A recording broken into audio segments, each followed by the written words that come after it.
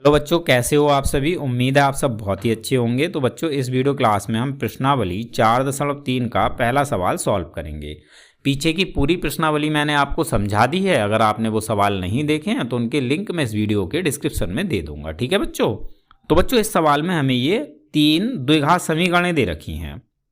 हमें इन समीकरणों के मूलों की प्रकृति ज्ञात करनी है। ठीक है। और साथ में हमसे ये भी बोला गया है कि अगर मूलों का अस्तित्व हो तो हमें मूल भी ज्ञात करने हैं। क्लियर है। तो चलिए इस सवाल को सॉल्व करते हैं। सारी चीजें मैं आपको अच्छे से समझाता हुआ चलूंगा। सवाल आपको बहुत अच्छे से समझ में आ जाएगा। ठीक है। तो बच्चों, फर्स्ट पार्ट में हमें समीकरण दे रखी है 2x² - 3x + 5 = 0। तो सबसे पहले बच्चों हमें क्या करना है, हमें इस समीकरण के मूलों की प्रकृति ज्ञात करनी है। ठीक है। और अगर बच्चों इस समीकरण के मूलों का अस्तित्व हुआ तो हमें इस समीकरण के मूल भी ज्ञात करने हैं। क्लियर है। तो देखो बच्चों, इस समीकरण के मूलों की प्रकृति ज्ञात करने के लिए हमें इस समीकरण का विविक्त कर यानी d निकालना है। ठीक है। और बच्चों, d निकालने के लिए हमारे पास फॉर्मूला होता है b² - 4ac। अब यहां पर d की आपको 3 कंडीशंस देखने को मिलेंगी। और वो 3 कंडीशंस कौन कौन सी होंगी। तो बच्चों, पहली कंडीशन होगी कि या तो d आपको 0 मिलेगा। ठीक है। या फिर सेकंड कंडीशन में d आपको 0 से बड़ा मिलेगा। या फिर थर्ड कंडीशन ये होगी कि d आपको 0 से छोटा मिलेगा, यानी d की जो वैल्यू मिलेगी वो 0 से छोटी होगी, यानी माइनस की होगी, ऋणात्मक होगी। ठीक है। अब इन 3 कंडीशंस के आधार पर ही समीकरण के मूलों की प्रकृति होगी। अब ये प्रकृति क्या होगी, तो देखो बच्चों, अगर d की वैल्यू आपको 0 मिलती है तो ऐसी स्थिति में समीकरण के मूल होते हैं वास्तविक, यानी इनका अस्तित्व होता है। ठीक है। तो समीकरण के मूल कैसे होते हैं, वास्तविक होते हैं, यानी इनका अस्तित्व होता है। और दोनों ही मूल बच्चों समान होते हैं, यानी बराबर होते हैं। ठीक है। और अगर बच्चों आपको d की वैल्यू 0 से ज्यादा मिलती है तो ऐसी स्थिति में भी मूल वास्तविक होते हैं और दोनों ही मूल बच्चों होते हैं भिन्न। भिन्न का मतलब है मूल होते हैं अलग अलग। ठीक है। और बच्चों, अगर d की वैल्यू आपको 0 से कम मिलती है, यानी d आपको माइनस में मिलता है, ऋणात्मक मिलता है, तो ऐसी स्थिति में मूल वास्तविक नहीं होते हैं, यानी इनका कोई अस्तित्व नहीं होता है, ये काल्पनिक होते हैं। ठीक है। तो काल्पनिक होने की स्थिति में मूलों को नहीं निकाल सकते हैं। क्लियर है। तो ये 3 कंडीशंस आपको देखने को मिलेंगी। ये 3 कंडीशंस आपको याद होनी चाहिए। ठीक है। इसी के आधार पर हम इस सवाल को सॉल्व करने वाले हैं। तो चलिए अब इस सवाल को सॉल्व करते हैं। तो बच्चों, इस समीकरण के मूलों की प्रकृति ज्ञात करने के लिए हमें क्या करना है, इस समीकरण का विविक्त कर यानी d निकालना है। ठीक है। तो सबसे पहले हमें क्या चाहिए होगा, भाई इस समीकरण में a क्या है, b क्या है और c क्या है। ठीक है। तो देखो बच्चों, a क्या होता है, a होता है x² का गुणांक। तो इस समीकरण में x² का गुणांक क्या है, भाई 2 है, तो a हो जाएगा 2। ठीक है। और बच्चों, b क्या होता है, b होता है x का गुणांक। तो इस समीकरण में x का गुणांक क्या है, तो भाई x का गुणांक है -3, तो b हो जाएगा -3। ठीक है। और बच्चों, c क्या होता है, c होता है अचर पद। तो इस समीकरण में अचर पद क्या है, यह है +5, तो c हो जाएगा 5। ठीक है। अब इन सभी मानों को बच्चों हमें इस सूत्र में रख देना है। ठीक है। तो b² b बच्चों हमारे पास क्या है, -3, तो b की जगह हम लिखेंगे -3 और b पर स्क्वायर है तो -3 का स्क्वायर। ठीक है। फिर -4 × a × c, यानी 4 गुणा a कितना है बच्चों, a है 2, गुणा c कितना है बच्चों, c है 5। ठीक है। अब इसको सॉल्व कर लेते हैं। तो -3 का स्क्वायर कितना होगा, भाई -3 गुणा -3 ये हो जाएगा +9। ठीक है। फिर -4 दूनी 8, 8 पंजे 40। तो यहां से हमें बच्चों कितना मिलेगा, भाई 40 में से 9 को घटाएंगे, -31 मिलेगा। क्लियर है। तो यहां हमें d कितना मिला है बच्चों, तो यहां हमें d की वैल्यू मिली है -31, यानी d ऋणात्मक है, 0 से छोटा है। जब d 0 से छोटा होता है तो समीकरण के मूल कैसे होते हैं, वास्तविक नहीं होते हैं, यानी काल्पनिक होते हैं। ठीक है। तो इस चीज को हम यहां पर लिख देते हैं, क्योंकि d 0 से छोटा है अर्थात d ऋणात्मक है, इसीलिए मूलों का अस्तित्व नहीं है, मूल काल्पनिक है। ठीक है, अब क्योंकि बच्चों मूलों का अस्तित्व नहीं है तो हम मूल नहीं निकाल सकते। ठीक है, हमारा आंसर फर्स्ट पार्ट का यहीं कंप्लीट हो जाता है। क्लियर है? आई होप सवाल आपको समझ में आया होगा। तो चलिए अब सेकंड पार्ट को सॉल्व करते हैं। सेकंड पार्ट में बच्चों हमें समीकरण दे रखी है 3x² माइनस 4√3x प्लस 4 बराबर 0।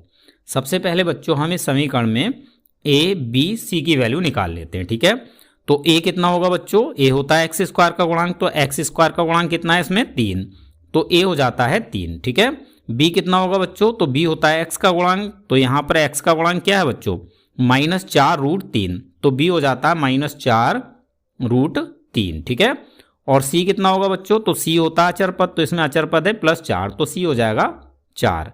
अब इन मानों को हमें इस सूत्र में रखना है। ठीक है, तो b², b हमारे पास कितना है बच्चों? तो ये है -4√3।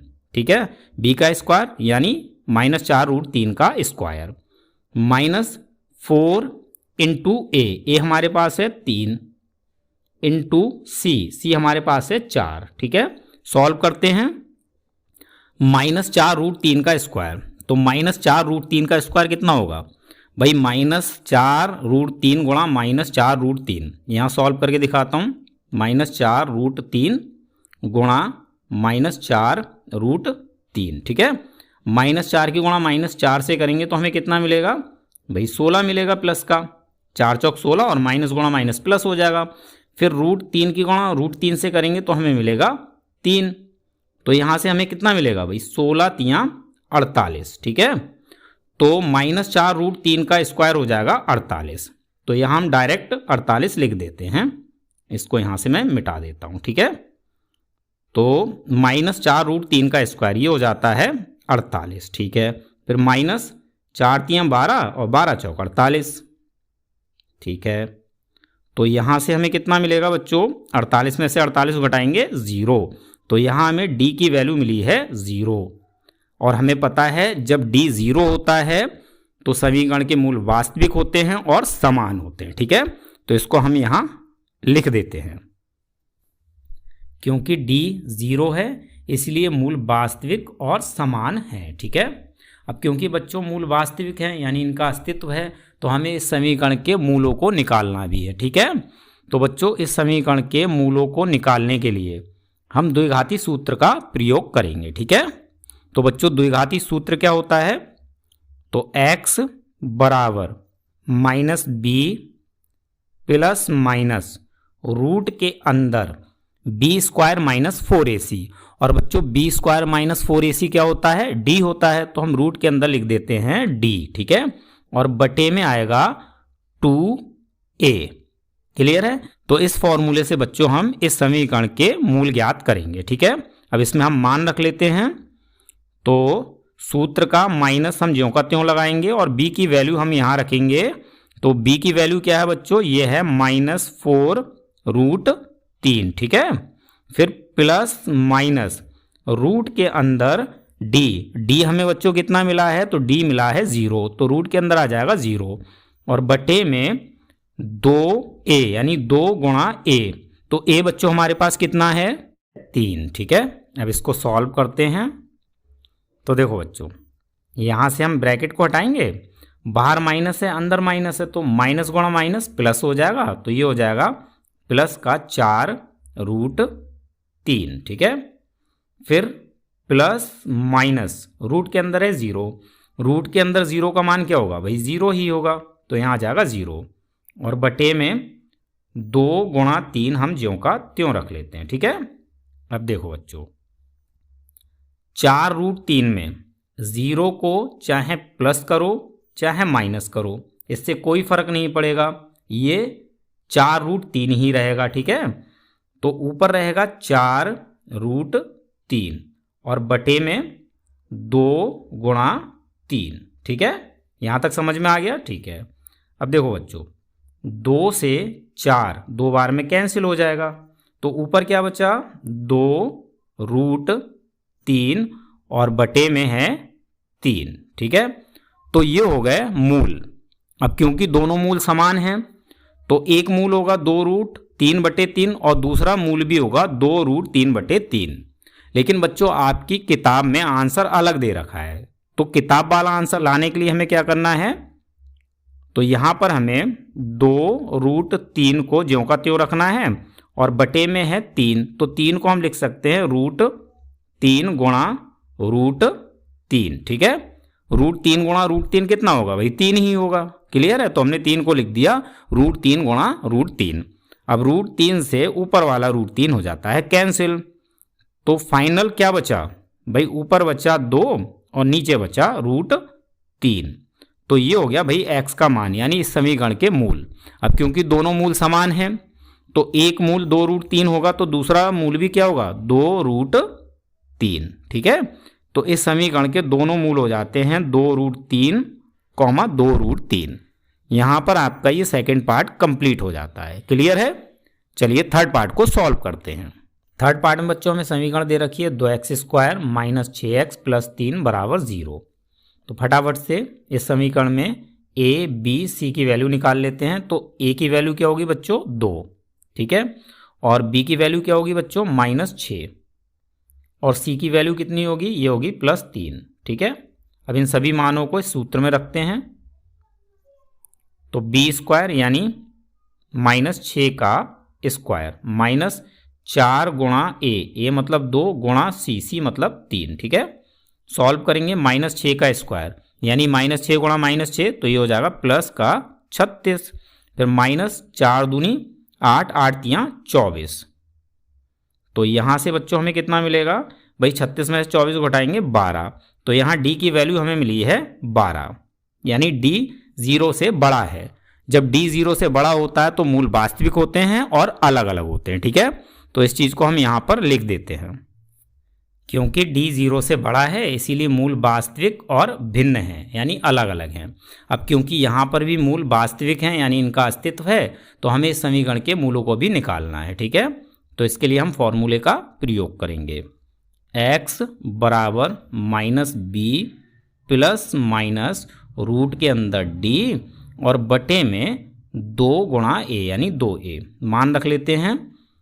तो सूत्र का माइनस ज्यों का त्यों आ जाएगा, b है -6। ठीक है, फिर प्लस माइनस रूट के अंदर d हमें बच्चों कितना मिला है, तो ये मिला है 12। ठीक है, और बटे में 2 गुणा a, तो a की वैल्यू कितनी है बच्चों, a की वैल्यू है 2। ठीक है, अब इसको सॉल्व करते हैं।